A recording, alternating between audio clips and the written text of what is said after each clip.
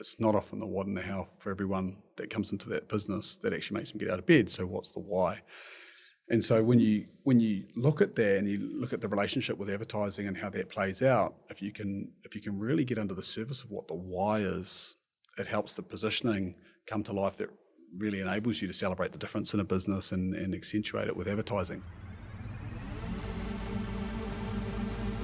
The New Zealand Business Podcast, brought to you by Gorilla Technology, your strategic and proactive IT partner. Greetings and welcome along to the New Zealand Business Podcast. I'm your host, Paul Spain, and today we're joined by creative leader Daniel Hopkirk, founder, managing director of BcgCrave. Daniel began his journey on the client side of marketing, collaborating with brands like Red Bull, Kerry Group, and Virgin Australia, before establishing Crave Global, a purpose-led creative agency known for delivering bold, integrated campaigns. Earlier this year, Daniel led Crave Global into a strategic merger with BCG2, forming BcgCrave. Daniel's philosophy is simple but powerful. He says people don't rally around brands, they rally around ideas. His leadership aims to ensure that creativity is always connected to a brand's why. The New Zealand Business Podcast is proudly brought to you by Gorilla Technology, the technology services firm supporting astute, medium and smaller New Zealand organisations in leveraging technology and AI effectively whilst driving down cybersecurity and data risks. All right, let's jump in.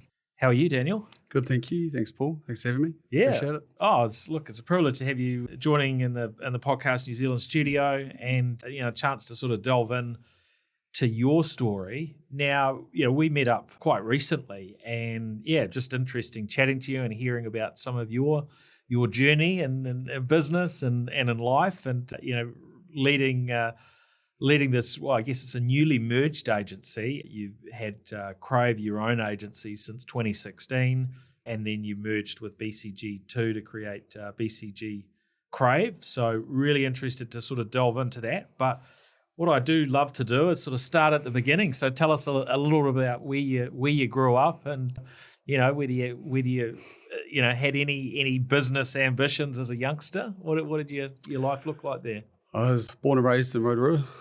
Yeah, humble little Rotorua. Family of six, sort of four siblings. I grew up there, went to school in Rotorua, and my first jobs were at Big Fresh. I still remember working in the deli at Big Fresh, so I just sort of applied my trade there, and in a little humble mechanics outlet, just brushing the floors. But from there, I finished my last 2 years. I was a bit naughty in my last years of school at Rotorua Boys, and I got sent away to St Peter's in Cambridge to sort of round out my schooling career. But, did that help or hinder, you think? Oh, it definitely helped. St Peter's was, Rotorua Boys was awesome. A lot of my, lifelong connections are from there. Some really good friendships, and still to this day, and a lot of them done really, really well. Yeah, I guess the St Peter's part of my life was 6th and 7th form. Great school, fantastic education. Probably had the rigour I needed to keep me, on the straight and narrow, and not, waiting for the weekend. So it was really good school, really good connections, and it's good. Yeah, good. Set me up for what I went on to do from there, I guess. Yeah. So what were those sort of earliest, entrepreneurial endeavours for you? I guess when following my university stuff, I went into Red Bull, fantastic company, basically an energy drink that's got this big culture behind it. And I think in my time there, I spotted an opportunity. Funny opportunity was here in Auckland, and I set up something called the Bar Hop, which was effectively for the tourist market, creating a pub crawl around Auckland. And I got this idea on a family holiday in Hawaii for my sister's 21st, and we went on this pub crawl, and I thought, this is kind of cool. Could we do this in New Zealand? And so it sort of spurned this nut of an idea, and I brought it back and lined up with some double-decker buses, and got a couple of people, and they started selling for me. And every Thursday we ran this Bar Hop, and it kind of grew to, on a good night we'd have, 100 odd people going in and out of bars. And it was a really interesting experience. And it probably just sort of taught me that, I still remember to the day the nervousness of going into it. But I guess looking back, what did I have to lose? I was quite young, and, it wasn't a huge capital. It wasn't hugely capital intensive. So, it was an interesting experience, and probably taught me quite a lot about, I guess sales, managing money, how do you market something, and how to run a base business, I guess. So you would have had to do everything absolutely from scratch, right? You got nothing, and this is one of the things I often sort of talk about when I'm speaking to a group from a futurist perspective is, hey, imagine your business or your industry if it was burned to the ground, you had to start again, but you were in that completely start from scratch position. What do you think were the things that really stood out in terms of helping that succeed for you, the decisions that you made? That's a good question. I had another guy that I had a good friend of mine who was living in, we had sort of 3 groups of mates living in 3 flats scattered around Auckland, and I sort of said to him, he had a bit of time on his hands, so I got him to sort of sell with me, and I think it was in that moment having someone to sort of, I guess go toe to toe with and help me sell, sort of got the thing moving. I guess, sometimes you're just looking for something to help you get started, and I think getting started is probably sometimes the hardest thing. That's right. We often have ideas, had many ideas, and it's the ones that you go, where's it going to take me, and what does it take to get started? And I think it was getting started that enabled me to get going. And I think I remember at the time talking to my father about it, and he goes, I'll help you with any setup costs you need, but you got to get in there and get going and start doing the selling yourself. So, and I think once it had started, businesses create a life of their own. Yes. And what did it take to convince your friend to jump on board and get involved? Was that easy? Probably not a lot. A good night out and a few beers is probably the gist of it. But no, Stu sort of jumped on and helped, not for a lot, to be honest. And then I guess from there we actually started using a lot of the backpackers that were coming through. There was a lot of people that sort of stuck around for a period of time, so we started using them as our vehicle to sell. So what I noted was, there was people that were staying at base backpackers at the time, and they'd sort of do a 3-month stint of working around New Zealand, and some of them would stay in Auckland. So I'd use those people to sort of influence the people that were actually staying there. So it just became a matter of how do we extend our network and build this thing without me having to do all the doing myself. So that's perfect. Perfect. It was awesome. Yeah, it was awesome. Yeah, I think you would have learned some really good things there in terms of building relationships and how to make a business work. Yeah, I think that's probably the main thing. Boy, at the heart of it was all relationship led in the end. From the bars to the bus companies to the to the people that worked selling the tickets to get on the tour. Yeah. It was all relationship led. Yeah. And what did you study in university before that? I went down to Otago and studied a BCom. I did a double major in marketing and management. And, I guess I kind of had this zest for wanting to get into business. I didn't necessarily know marketing was my thing at the time. But, having gone down there, the sexier of the subjects I was doing, I tried my hand at finance and a few things that I probably wasn't too crash hot, and I wanted to do an extra year down there, so I stuck it out and did my postgraduate studies in marketing as well, which was super interesting and learned quite a bit, probably from primarily my postgraduate stuff versus undergraduate. Yep. Now, before we started the podcast, you were giving a bit of a plug for Cookie Time, and they had a little bit of a role in your journey as well. Yeah. So a family friend of ours had been using Cookie Time as a holiday job because they paid quite good money to do Christmas cookies, which the little buckets that you see every year, the little red buckets that you buy. I think they're about $15 a bucket. And he said, look, he was about to finish uni, so it's basically they try and get uni students to do it in their holidays, because I guess there's that drive of probably it's about a 6-week job from start to finish. So anyway, I took on the Rotorua region, and it's all based on hitting targets, and if you hit certain targets, it unlocks, I guess, bonus. And I'm, being the person that I am, I'm very driven. I was very driven at that point to, get a bit more money in the bank account to go and head down to Otago. So I jumped in and had a crack at this, and it was really interesting. It's basically running your own business, effectively from, I guess it's running your own little P&L really.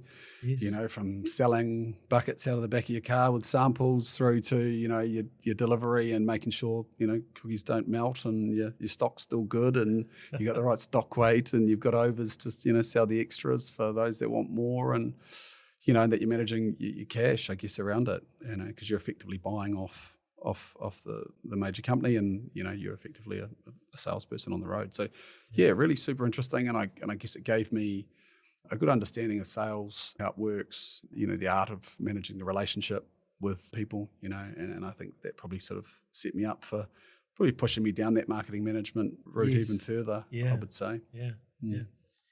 And where did sport fit into your world? Yeah, I loved sport. Always was big into sport. Was into running and all sorts. Really loved my rugby. Was a pretty terrible cricket player, but it wasn't much better at rugby, to be fair. But I really loved my rugby. I played quite a bit in Otago, went offshore and played a little bit overseas in England, which sort of helped me with connections and different things, and managed to see a bit of the world and go to Argentina and different places around the place. So it's been a big thing for me. Love snowboarding, fishing, still get into a bit of that stuff that I can do, diving, all that sort of stuff. Great outdoors of New Zealand. Yeah. And so tell us around how rugby opened doors for you, how those things came about. Yeah, rugby's been amazing actually. I guess as a sport, and even to the day, my kids still play now. My eldest son is still playing today down at Grammar Juniors, and fantastic club. And I guess if I look right back to when I started out in Rotorua, I still know some of those friends really well today, through to playing in England, where you go into England. I didn't have a job at the time. They gave me a little bit of money to play, and it managed to get me enough connections to sort of get me into this job or that job, or and I think there's something to be said for that. Like the degrees of separation and how we meet people. It goes beyond the sport of just a ball that we're running around with, tackling each other. So I think rugby's been fantastic in that regard. Yeah. And still plays a big part today. Mm-hmm. So you were at Red Bull. That was what, 2005? About that time. Came out of uni and I actually remember at the time I sent an email or whatever to 5 companies I wanted to work for, and one of the top ones was Red Bull. And I don't know, I really like the culture of the brand. I like what it stood for. I like the disruption that came with what they did.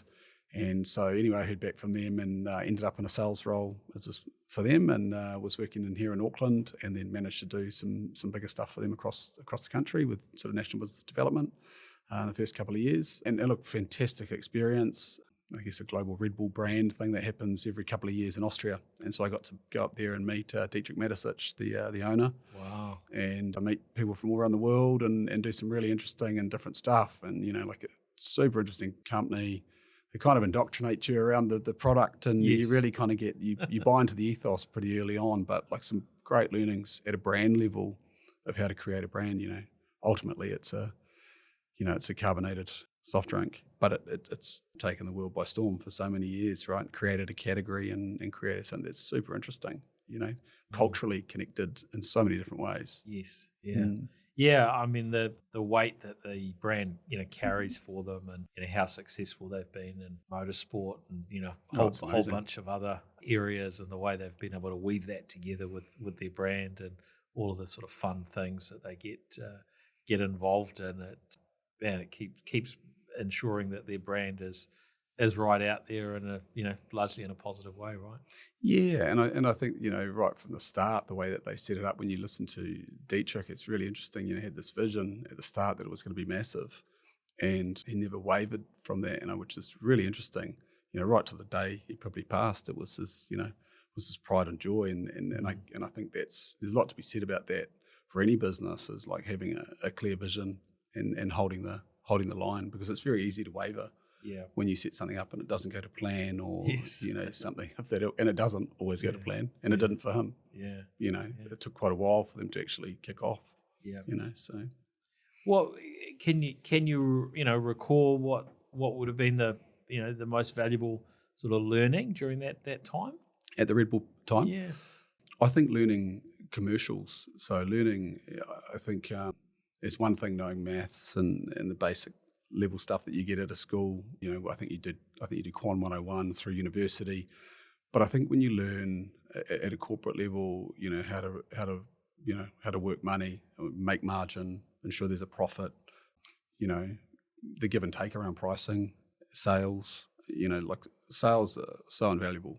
If you can sell, it can take you a long way in life. And I think that's probably probably the key takeaways from Red Bull. They're very, was very driven on, helping build the business at that time. And I think that's probably the big takeaway, And then how, I guess, how brand and sales work together to really drive a business, So yeah, I think the commercial elements that I learned were invaluable at that level early on. Yep.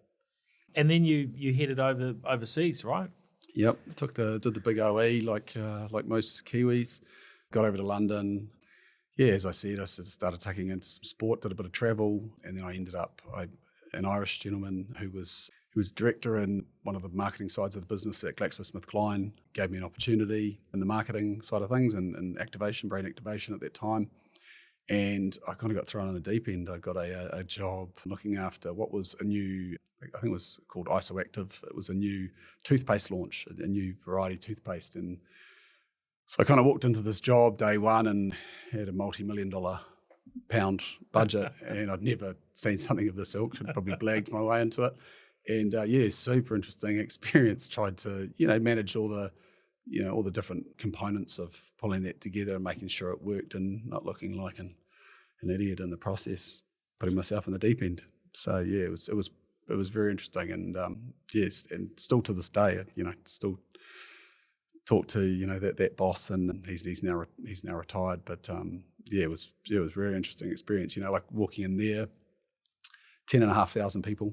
And in that office, coming from a small office here where there would have been no more than 30 or 40, it makes you sort of snap out of it pretty quick that, how small we are in New Zealand. But yeah, it's great. And who did you lean into for help? How did you get help in that environment that would have been, it would have been different? You would have been thrown new challenges. Obviously, there are a whole lot of talents that you take in that you don't even necessarily realise how useful they are when you get into new situations, but I'm sure there were areas where you definitely needed to tap people for some help. Yeah, look, there was plenty of areas where I needed help. I actually, looking back on it, I had a couple of good friends. There was a Geordie fella that was really into his football that I got on with pretty quickly, and he kind of taught me the way of the world inside of there. There's a lot of regulations in a big company like that. They got sort of 3 people in regs for any piece of material that goes out. Yep. And the other, I just learned to lean on the right people. I had a really strong agency partner,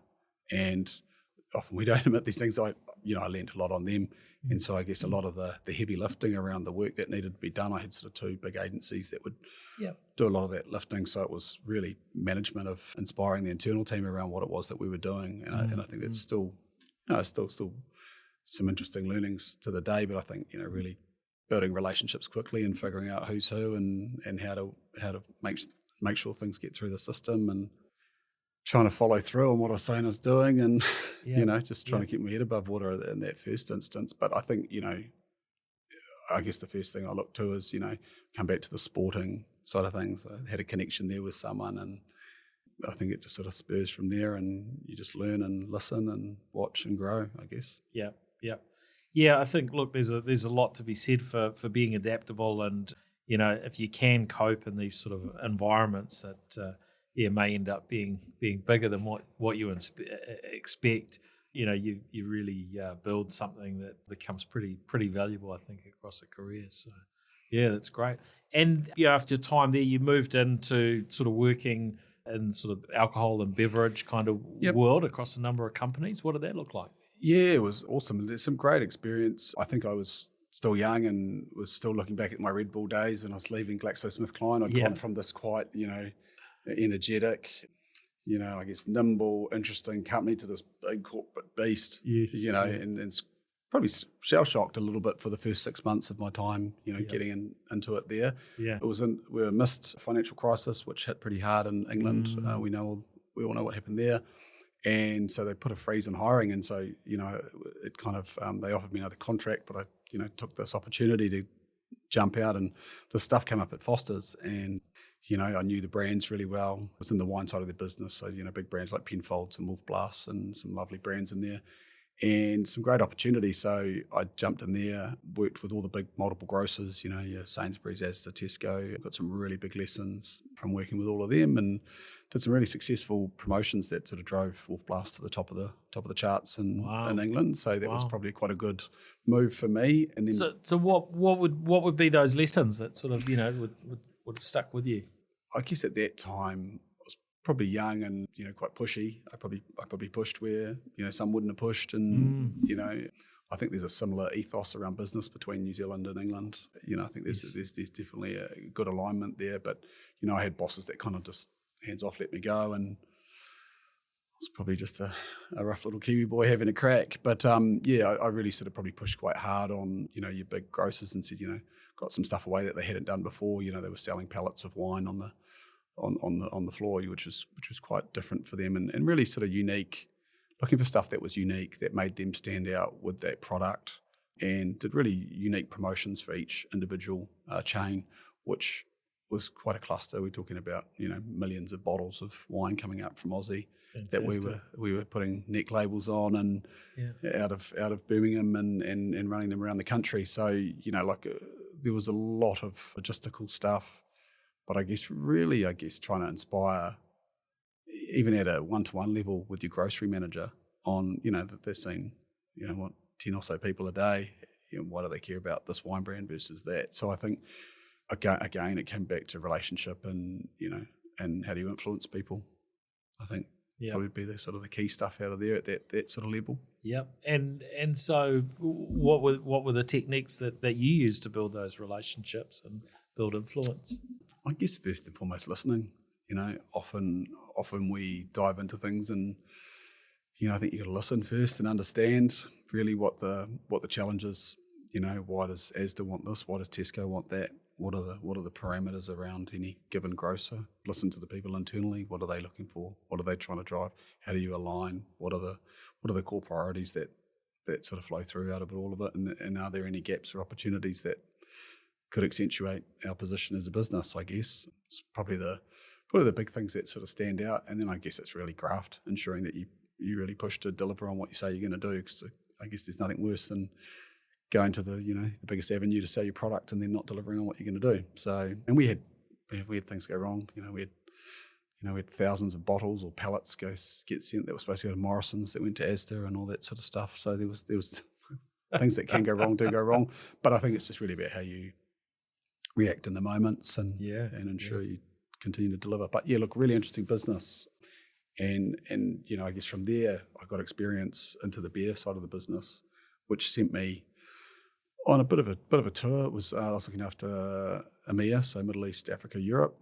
And so did a bit of time in sort of going out to Dubai and talking about brand platforms, and it started to sort of really get into the brand world and sort of build a bit more knowledge, because I didn't have a traditional way into the brand world, but I built a lot of knowledge around sort of how things work and what influences in one territory versus another, what's relevant to England versus Middle East versus the Americas, and what they really wanted, and had some really interesting experience. And I guess it probably set me in a really interesting space for where I went from there into sort of your deeper sort of more traditional brand stuff. Went into a kind of Kerry Foods, which is a Fonterra sort of equivalent, big dairy conglomerate based out of Ireland. I was based in the UK, looking after sort of UK and Ireland for dairy, and then across Europe. So I ended up in some interesting stuff there. Yeah. That's quite your traditional, big corporate FMCG company, traditional marketing,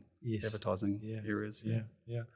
What stood out to you in terms of the lessons that you learnt about working and selling in different countries, and I guess the differences that might resonate for a brand in one market versus another? Like how important is it to understand the uniques of a particular market? It's super important. I think it's twofold. If I think of one of the brands I worked on a kids brand called Cheese Strings, which is, you may or may not know of Cheese Strings, kids product that sort of peels. I worked on that across Europe, and we were going through some pretty fundamental problems at a profitable level. So big brand, the hundreds of millions are not flowing through to the bottom line. And they had to make some pretty strong decisions around what they were going to do to influence the P&L. And, this is across multiple companies, Germany, France, Ireland, England, Spain, the list goes on. And each of those companies had their nuances around countries had nuances around what they wanted, size of pack, how many in a pack, so on and so forth. And I guess the only way to streamline profit in some of those big companies is to really streamline what you're doing on the production line out of Ireland. And so we went through a big process on that. They had to really streamline that brand across all of Europe.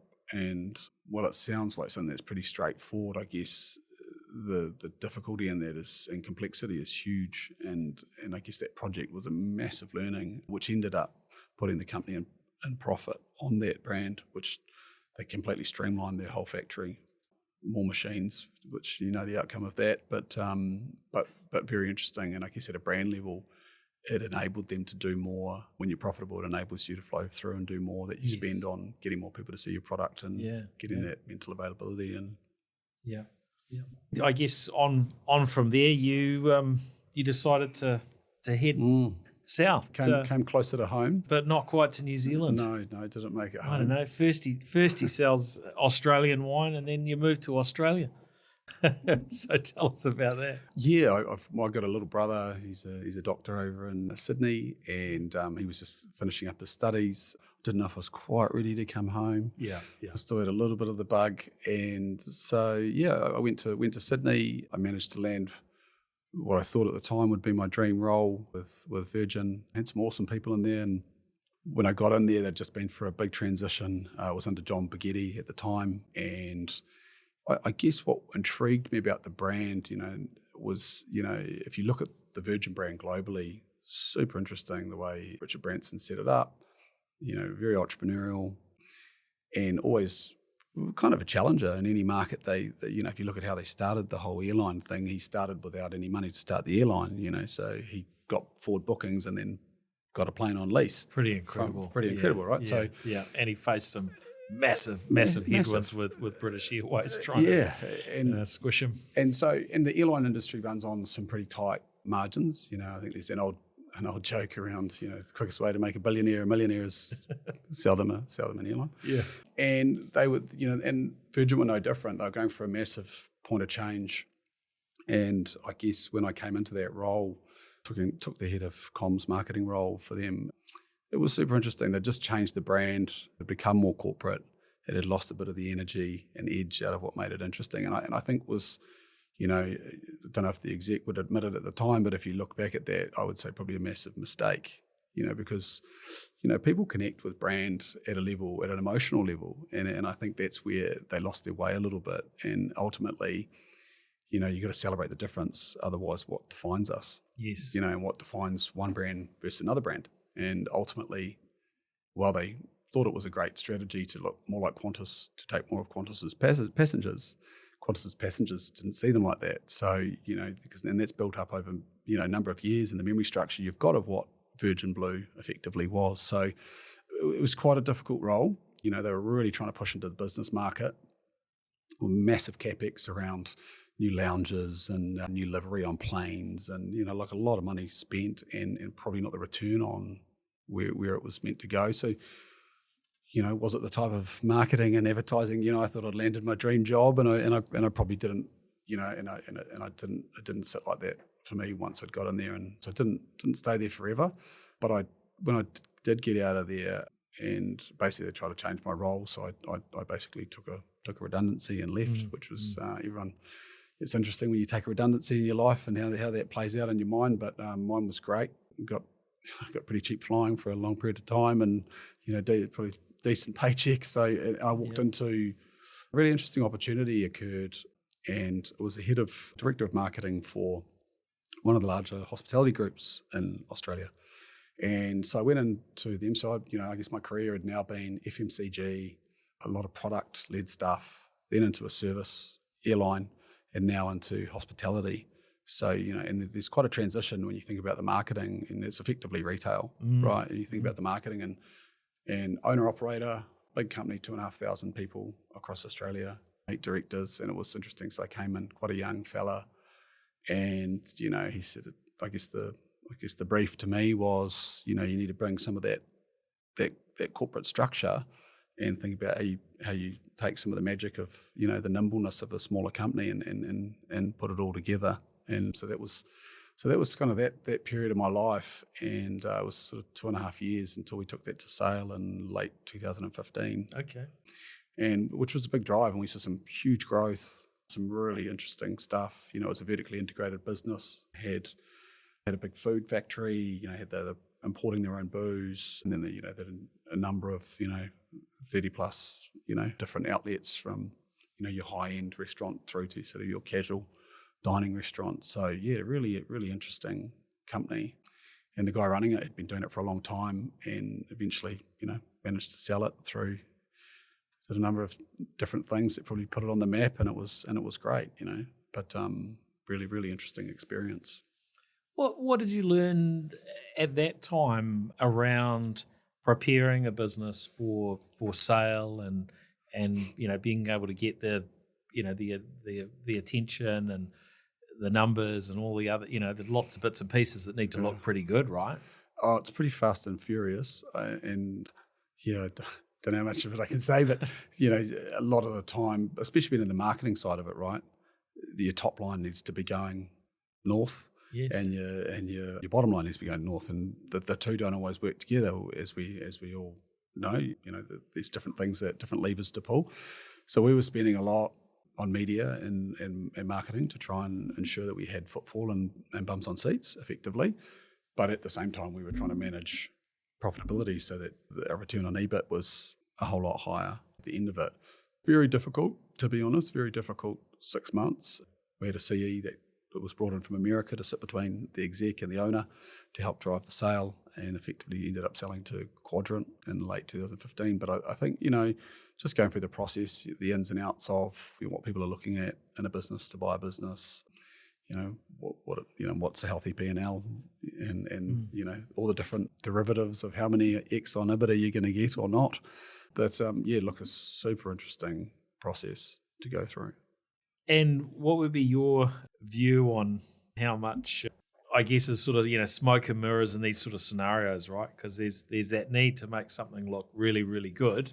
But it's so often we hear after an acquisition, that one didn't work out so well for the acquirer, right? Yeah, well, this is a great example, to be honest. I mean, they have dealt with, a lot in there, through COVID and financial reasons and so on. Yes. But I think they were using it as a vehicle to scale this up, and then I think eventually IPO it, right? So they tacked on another couple of groups. It's now Rockpool Dining Group, and it's changed since. And I haven't followed the ins and outs of all of it, but I guess it was a very strong business. You had a really strong business, very hands-on. Like when you got that many people, it's a very hands-on business.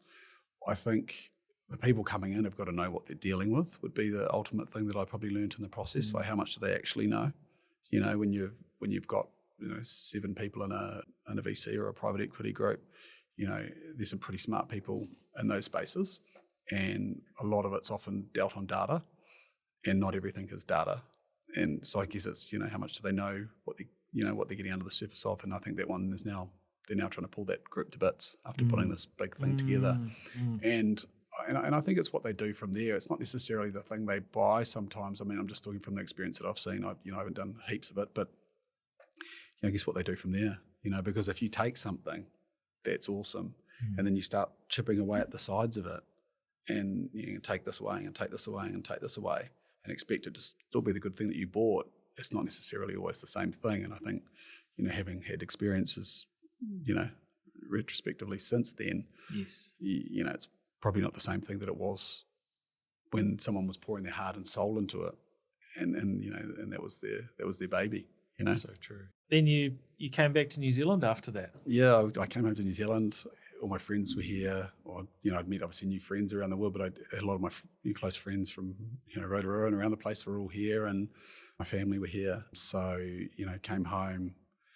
At the time, I was in two minds. I was like, what am I going to do? I was going to go into corporate, and I'd sort of said to a few headhunters, "Well, I'm looking for a role," and they'd said, "Oh, well, not many people are moving around at the minute. What do you want to do?" And I sort of said, I wanted to do something that gave me energy. I didn't want to get into something and get over it quickly. And anyway, I went through a process to get into a senior role at Fonterra, and I think I got down to the final two, and there was a lovely lady there who was running the process. She did a great job, and I didn't know either which way, whether I wanted to work there or not at the time, and I missed out on the role, and the other person missed out on the role, so I think they went internal in the end. But it probably, my dad said to me at some point that summer, we were out fishing in Whangamata, and he said, what are you going to do if you don't get a role? You're back here now, and you've made this call. You're not in Australia. What are you going to do? And I said, well, I think I'd set up my own thing. He said, well, what's your own thing? And so, I said, well, I'd probably do an agency. I believe in strategy, and I believe in this, and I think if I pull it together, I just, I know a few verticals really, really well. Yep. Maybe if I start by going deep in a vertical, then maybe that will enable me to get a start in New Zealand. And the vertical I just left was, I guess, entertainment and hospitality, and so I started with that, and he said, he gave me the same speech. He said, I'll give you 3 months, otherwise you're on your own. I'll help you out with anything you need. And just, I think I got a couple of really good starts from a couple of local operators, and that's kind of, it got the wheels turning really. That was kind of where Crave came about. So I just started in an office on my own, just sort of, kicking it. And then, the wheels started turning, I guess. That's great. So tell us around how you decided on what the business should look like and start as, and how you did you start with that Crave branding initially and so on? How it's join up the dots, because it's it's really interesting. So when I started, I thought I had this. I'd obviously been in corporate, I'd obviously done hospitality, and I had this model in my head that if I can build a business and get some scale behind it, it can enable me to have more time and do the things that I want to do in life. Because I guess that was my kind of view on it. I wanted to build a business that gave me a healthy return and enabled me time to do what I wanted to do. Getting out there, kids, sports, all that sort of stuff. Yeah. And so how old were your kids at this stage? They weren't invented. They were no. I was single, came home single, and I met a Kiwi lady, and we've since had kids, been together, since pretty much I met her in the first year that I got home. So it was probably one of the good things about coming home, which was fantastic. We actually now work together. So it's taken it's taken a while, and then we started working together. But anyway, that's another story. But Crave, I started it up, and so I was looking at this vertical of, I guess entertainment, hospitality, booze, places where I had, quite good experience. And I thought if I can tie the, businesses that work together, there's a natural synergy. If you can get this, but I know those companies have probably got more money to put into this channel. If I can do this properly, it'll work. And so when I built out a brand positioning for my business, much like we do for other businesses, and said, what am I going to be? How's it going to play out? And I guess in that moment, people were sort of saying, you should just use your name if it's going to be you. And I think the one thing, because a lot of agencies have always been someone's second name. You can go through the myriad of acronyms of how many Saatchi Brothers, David Ogilvy, all the DDB. rest. Go through them, right? Keep going on. It goes on and on and on. But I purposefully steered clear of that. I thought, to make something bigger than yourself, it needs to stand alone on its own, right? Because it might not be, if you want it to grow and you want it to scale, how do you make it interesting and different? And so, I thought about the laws of attraction, and Crave came about, and it's had different renditions over the decade of doing it, but we eventually got to craving to the point of obsession, because when you obsess about something, it becomes hypnotic, and so that was kind of where our brand led out of. But I guess at that time it was really about cravings, and in that sector, it's probably quite pertinent, right, when you think about what that sector's about. So I think that's probably what it was born of, but it's probably evolved in time since then. But when I started, I was primarily doing, it's been very entrepreneurial. I was doing, strategy, probably a bit in the digital space, a bit of brand work, and some activation stuff. Probably talk to the experiences that I'd had. And I guess my point of difference at the time was, I had this commercial background, so I could have understood both sides of the ledger, from a client standpoint. I'd been there to quite a senior level, so I'd seen what you talk about with the board. I know what the challenges are to get an idea through to a CEO. And I know how hard that is for a marketing director or a Yes. CMO. And often, they're coming up against people that don't really understand what you're trying to do at a creative level. So there was that. And then I guess the other side was understanding more about the creative industry, having not been in an advertising agency prior to starting this. There was some good lessons to be learned, which I've learned across the last decade of doing this, which is where it evolved. And, I eventually brought people in and brought creatives in and brought, more designers and, client service and strategists and saw how it evolved along the way. And then I guess you eventually get your own feeling for what it is and what it isn't. And and then that's kind of evolved to what we've got today. And so I guess we're just about at 10 years, and I was looking at it and saying, how do we scale this? Because I think, we've been doing work in Australia, we're doing work in New Zealand. How do I build a bit more scale behind it to really help elevate the business and keep doing sort of great work? And I guess our sort of mantra is about making stuff that matters. How do we make work that matters? And it kind of stems from, when I guess July last year when I met James and BCG2, we started having these conversations, and it's quite funny because it's kind of like dating. You got to get through all the small talk to figure out whether you like each other. And so we did that for the first little while, and then we sort of started working on some jobs together and sort of seeing, what skill sets we had amongst both agencies. But I think it really was a meeting of minds. They were looking for a bit of scale. They'd had a MD had moved on, so they wanted an MD in their business, and we wanted some more creative, and they did they did some really great work in the brand space. Their storytelling's exceptional. They stuff around technology that we didn't have, which was great. They got this play in technology, which as you know, it's where the world's going. And we had a lot in the amplification area, which is sort of that experiential publicity, cultural connection, social, all that sort of stuff. And so I think it was really good synergies to bring it all together. And I think what really made it work was, I guess, philosophy. So James's philosophy around doing purpose-led work. And we were really about being purpose-led. And I guess it's a real buzzword that everyone talks about, but I think the difference from how I see it and how I've seen it is a lot of, when you look at business, CEO down, they obviously formulate this big strategy 5 years out, could be further out, and then you look at, I guess, sprints to get to 5 years, and it evidently changes throughout that. Often people talk about the what and the how in a business, but if you've got 10,500 people at GSK, it's not often the what and the how for everyone that comes into that business that actually makes them get out of bed. So what's the why? And so when you look at that and you look at the relationship with advertising and how that plays out, if you can really get under the surface of what the why is, it helps the positioning come to life that really enables you to celebrate the difference in a business and accentuate it with advertising. So I guess that's what we've really probably doubled down on, and I think that's where our philosophies sort of came together. And it's been really interesting working with his team and sort of working through the process.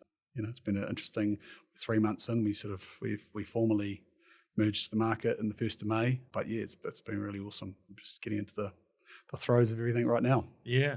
So when did you start having thoughts around the potential of a merger being something that could work for you? And, did that come sort of before or after coming across BCG2, or, what was the timing? It was definitely before. Two influential people in my life sort of had talked about it. One, my father-in-law, had actually said over a whiskey a few years back, sitting at his house, he'd sort of said, he's a smart man, and he'd said, look, probably one of the ways you could scale here is, merger might be a great way to get more minds in the business and help drive growth and give you a bit of support at that senior level, because sometimes it can be lonely. And then the second person was a financial advisor that I was going to, had said to me, have you looked at a merger? And it could be a great way for you to create scale. And then, because I guess if you look at it, why do you want scale in our line of work?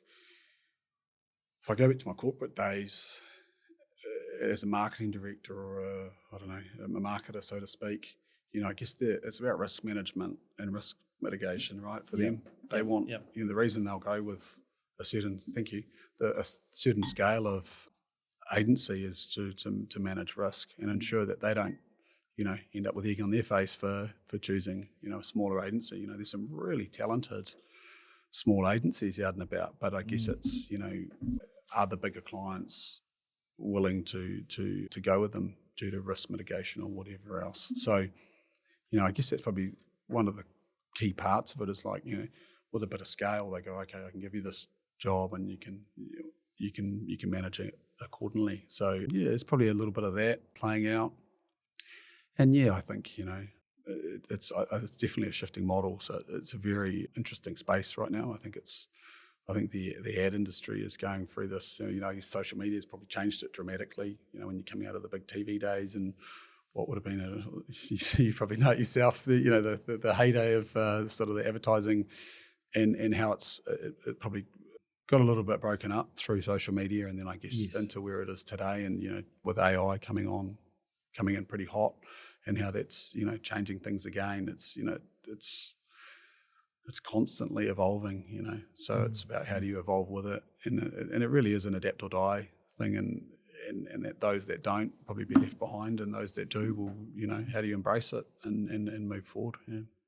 Yeah, and it's a topic I speak about, reasonably often, having been involved in that industry, how, there's a lot of disruption that, that has come through. I think the broader, agency world and creative world, and you have to be pretty, switched on to navigate these things.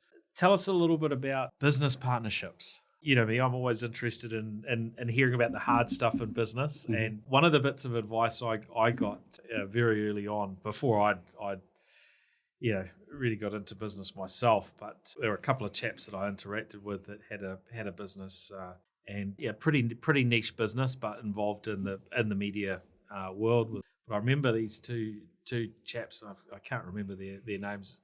David Livingston, I think, was one of them. The comment that they said to me was, Paul, if you're ever in business and you need to find a business partner, you need to put more effort into finding the right business partner than you would who you're going to marry, or equivalent sort of level. Now, I think that sort of advice is actually it's pretty hard to take, because things, when it comes to business partnerships, usually come about pretty organically, mm-hmm. and you're probably not thinking about something for life either. Mm-hmm. But you mentioned before we started that you'd had a business partnership at one stage along the way. Yeah, I did. And look, I think it's interesting. I think your comment about what you put into a marriage is probably pretty similar to a business partnership.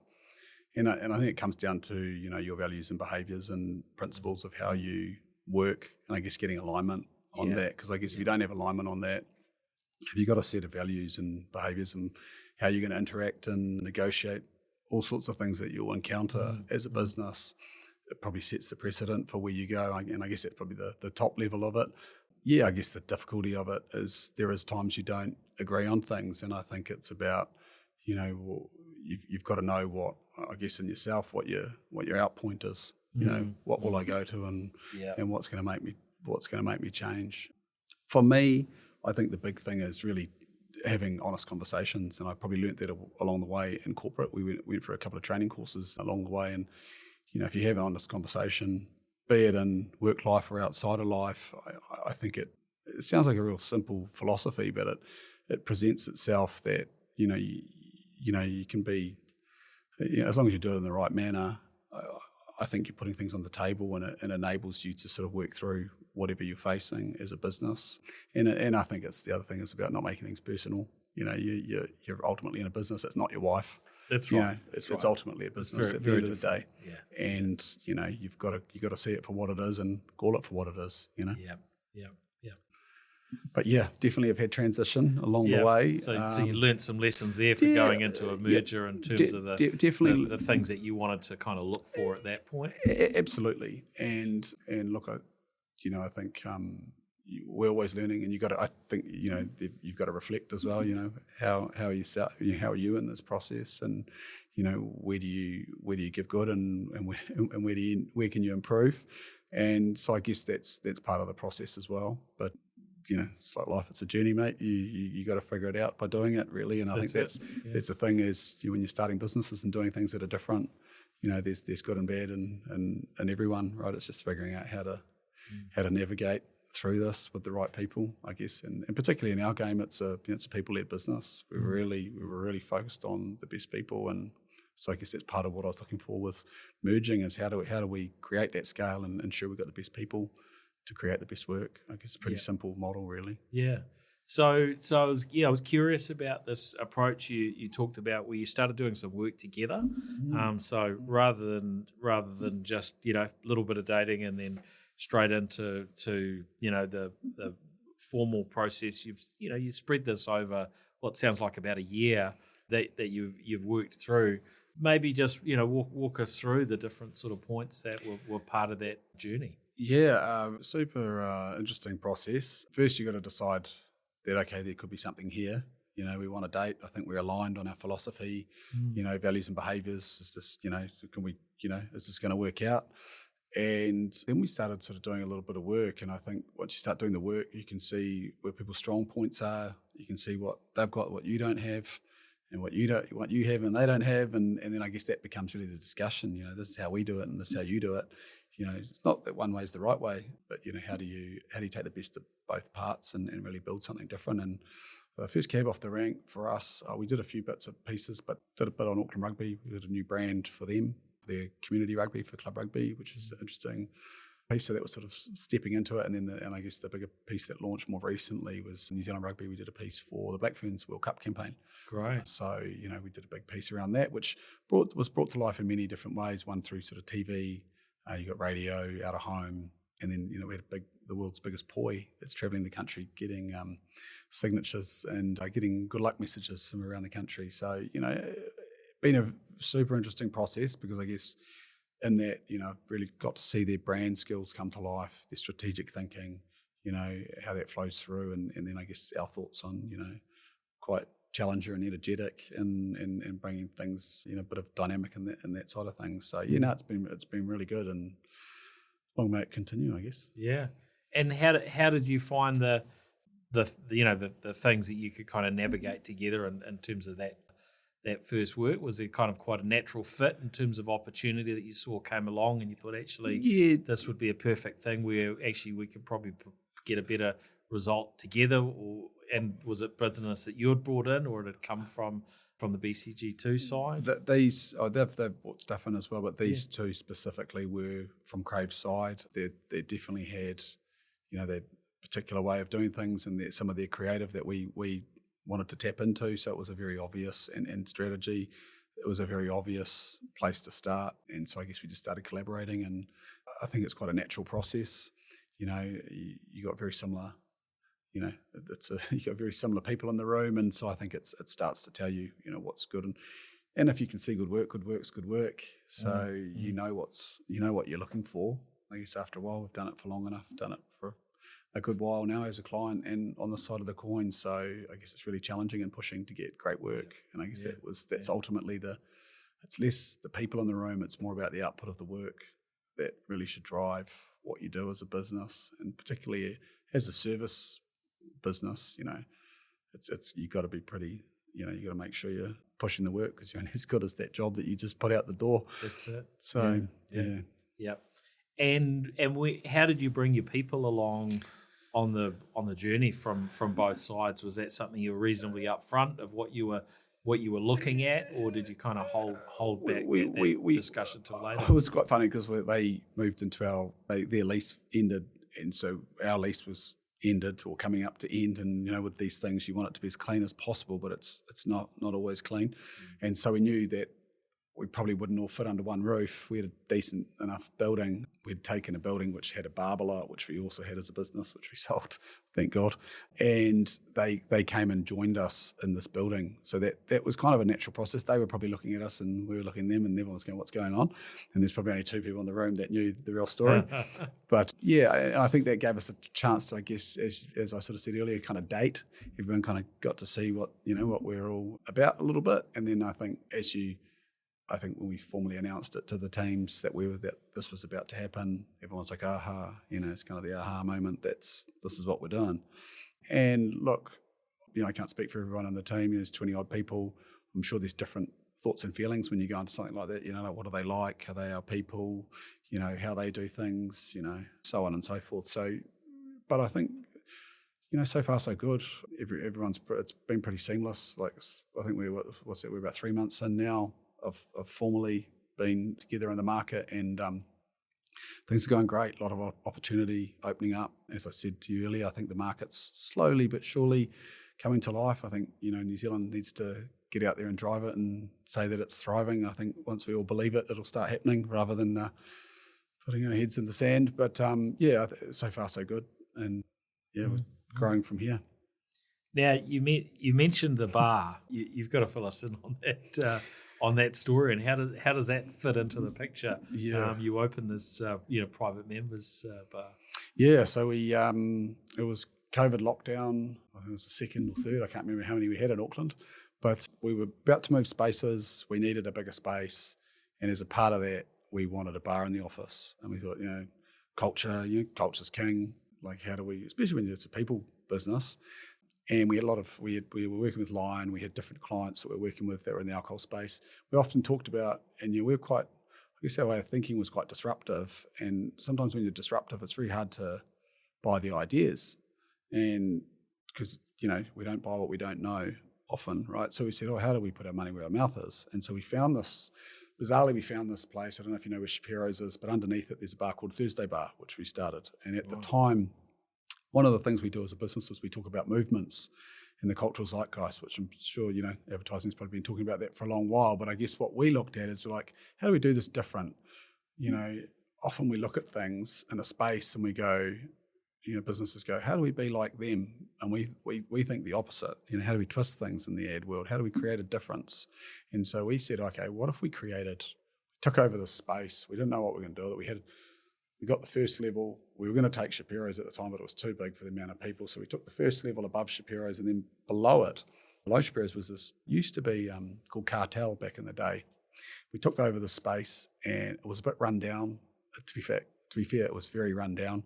We said we were going to spend an amount of money on it. We put it aside, and we said, what are we going to do with it? So we started talking about it, and we built out a positioning, and we said, what we'll do is we'll create this bar where we get, like minds in the room, and we create this, instead of push, we'll make it all about no marketing, and we'll make it all pull. We'll make it so that people want to be in there. And it sounds like a good grandiose scheme. And at the time, it started with 200 memberships. So we started with 200 people. And if you were a member, you got to invite 2 people, because I guess when we go to a bar, why do we go to a bar? We go for an experience, right? So we said, okay, it's all going to be experience-based. We're going to bring it to life in a very interesting and dynamic way. And you, Paul, can bring 2 people with you. And so you signed up. Sounds like a Ponzi scheme, but you signed up and you bring 2 people with you, and then they ultimately get to sign up. So it became like, this networking piece, right? And that was really what we wanted it for, because as I sort of said earlier, it's relationships are so key to part of this. And it's provided me some really interesting relationships that I would have otherwise not have had. And so it kind of took off. It kind of formed a life of its own, Thursday Bar. It was all experiential entertainment. We made it not to make a profit. So it wasn't a not-for-profit, but it was made knowing that we weren't going to make a profit on that what we would do is form relationships, and that would help us elsewhere and help us showcase our wares. And so that's what we did. Every Thursday night, starting with the opening night, we'd bring different entertainment in, and there was an elevator that came out in the middle of this bar. It's probably no bigger than 50 square metres. Probably about 60 people can go into this bar. Gotcha. Had about 5 staff working the bar, and it was it went from this nice cocktail bar into this great, sort of evolved into this sort of party. And what was interesting about it was, I guess, creating stuff that was really different. So we had a producer working on it full time, like basically producing different stuff for this bar. And, I guess the opening night, to give you an example, we had a guy, there was no one in the Shapiro space at the time. So we took that over, and we had basically a yellow spotlight, which the branding was it's just a yellow dot. The branding, we kept it very simple and minimalist. And we had a guy naked, one of New Zealand's best cello players, playing under a spotlight, naked, playing the cello. And it sounds, I imagine your mind's racing as to why you would do such a thing.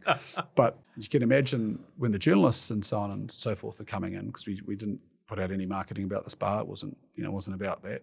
They were blown away. And so people talk about this thing still to the day. what had happened, and we created all these different things in the bar that made it very interesting and it definitely had an edge. And I guess it probably became more famous in the agency for a period of time, and was quite, we had to sort of simplify what we were doing. And so I guess in the end we sold the bar. Yeah. So, but look, it was a super interesting thing to do. You're running two businesses at the same time. One that was, trying to make sure that washed its face, and the one upstairs we were hoping that it thrived off the back of it. Yeah. And in essence, it doesn't always work like that. But we definitely built relationships that we've harnessed since then. Yeah, and you always from doing different things like that, you're always learning along the way, right? And you never know where those things are going to maybe come back and fold back into your main business. Oh, absolutely. I mean, there's stuff that it's still folding in today. Some of that stuff is still folding in today. All the, we've got a Rolodex of entertainment that's better than most. So any parties or things that the guys are doing, it often comes out. There's some really interesting stuff we saw and people that we met along the way. Yeah. So where to from here? I guess the core focus right now is just to really embed the team, where we're currently looking for some new creatives to jump in and bolster the team, and looking for the best, which it's always creatives hide. you've got to go out and find them. So look, we're pretty driven around creating fantastic work, and not just on the New Zealand stage, on the world stage. How do we get out there and push it? How do we go beyond New Zealand? I think the opportunity lies, like New Zealand, super creative. Great dynamic with the creativity that comes out of this country. It's pretty phenomenal, to be honest. But how do we take that beyond? How do we? There's agencies that have done a good job of that. It's like keeping that moving, and how do we get out and really drive it? I guess that's probably growth is our big driver right now, and doing really good work and helping clients grow. I think that's probably the bottom line. Our growth is intrinsically linked to theirs. If they do well, we do well. Yeah, you've talked about sort of focusing on what's different about a business. Can you delve into that a little bit more, and how important that you think it is that organisations shouldn't be a copy or a cookie cutter version of something else, and how important is it to come up with a unique points of difference? I think it's imperative, to be honest. Whenever we work with a business, we'll start off by looking at the positioning of that business and where they sit in the market. And look, that's not entirely unique. There's a lot of businesses that do that really well. I think what is unique is really getting people to lean into what's their difference. Because I guess what we have a natural inclination to do as humans is look at someone else and that's doing really well and go, that's Coca-Cola. How do I be like Coca-Cola? Well, there's already a Coca-Cola. We don't need another one. What can I do different if I'm setting up a carbonated soft drink to be different? And so I think if you look at that, I think it really is such a core part of what businesses need to start doing at the start.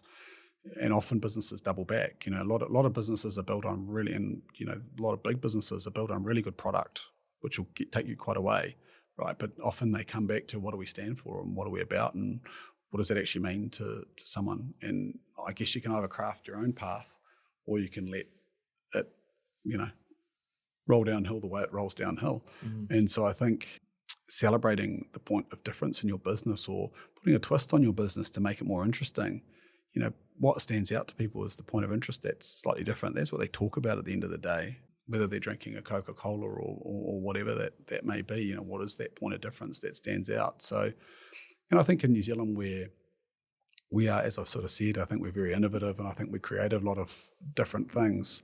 I think it's A, knowing how to celebrate your point of difference, and B, having a really good, commercial acumen about, route to market and, how you're going to scale this. A lot of good stuff comes out of New Zealand, and it's whether it's got the scale to last and exist. How do we get into the American markets and the Aussie markets, our neighbours, and the Brits and so on and so forth. But I think, really looking at what's different in your business and how you can bring that to life in an interesting manner is what can set you apart. And I think that's why, it's a multi-billion-dollar industry. That's why advertising's so big. But I think, often see with business, and we've got a lot of small to medium-sized businesses in New Zealand that they don't, it's not where they start. Marketing is just a vehicle that they know that they need to use, it's just how do they use the tools around it. And, everyone naturally goes, oh, well, social media or Google. But, I think you need to look upstream and go, what's the brand stand for? What am I creating? What is it that sets me apart? What makes me different? And if you start there, I think you'll find that you probably carve a better path. And we've got some awards for doing exactly that, But I think it's really, and that's where the purpose piece comes in, is where a lot of founders start is they start with an idea, but if you go back a step and go, why am I doing it? Beyond just money, beyond just the natural things that we would say, it helps you create what gets me out of bed, what can I inspire someone to get them out of bed with, and then how we're going to elevate that ultimately to make this business famous. On that, do you find that most businesses and their leadership and their teams have a reasonable handle around what makes them different? Or is this a really key thing where a lot of work needs to be done to sort of delve in and to bring those things to the fore that make businesses different? Some do, some don't. I think there's nuances, like where you might have an owner running a business.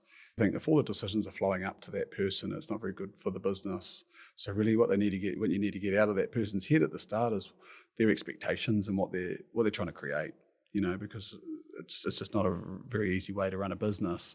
I think if you look at some of the bigger businesses where there's a lot of structure, it's really looking at the personality of that business. What's the personality of the brand? If you look at a Red Bull, what were they talking about when they launched this thing?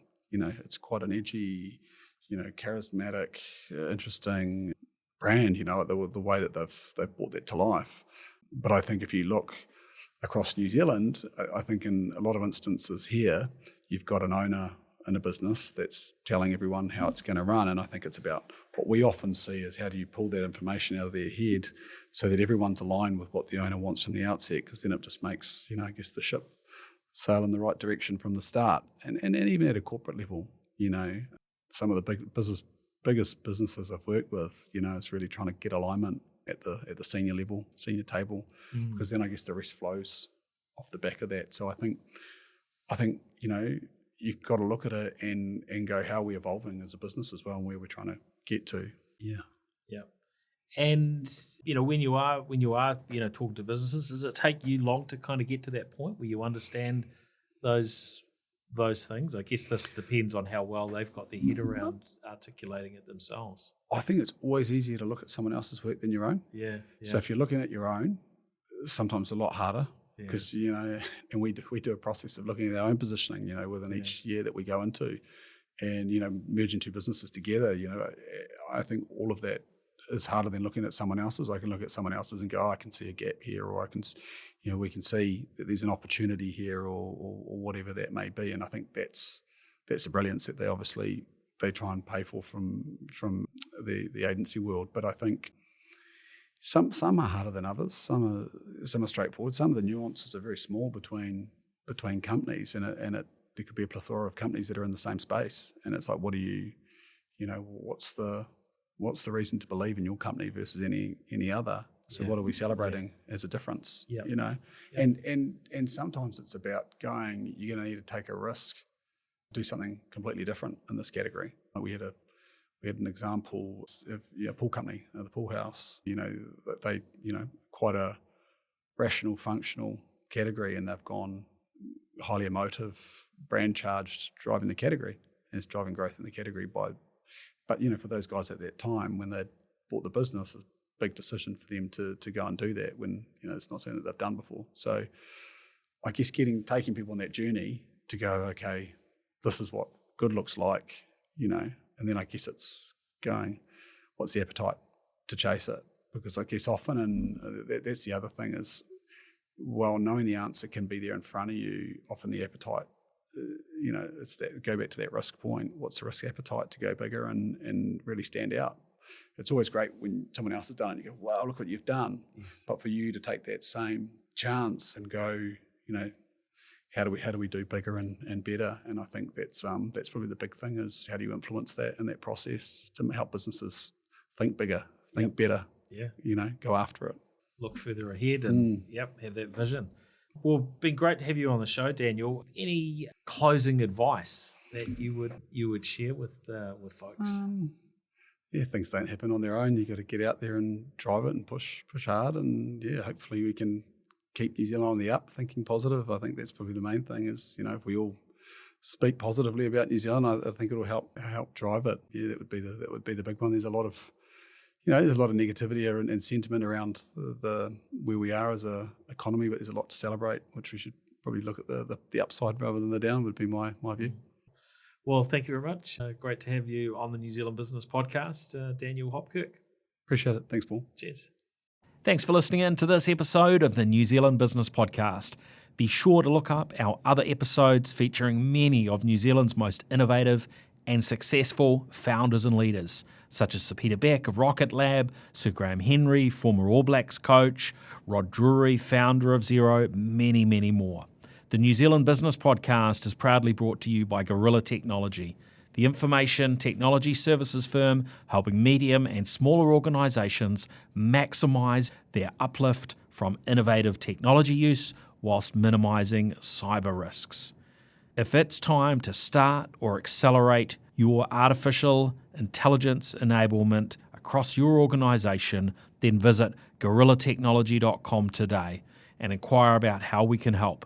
Feel free to ask for me, Paul Spain.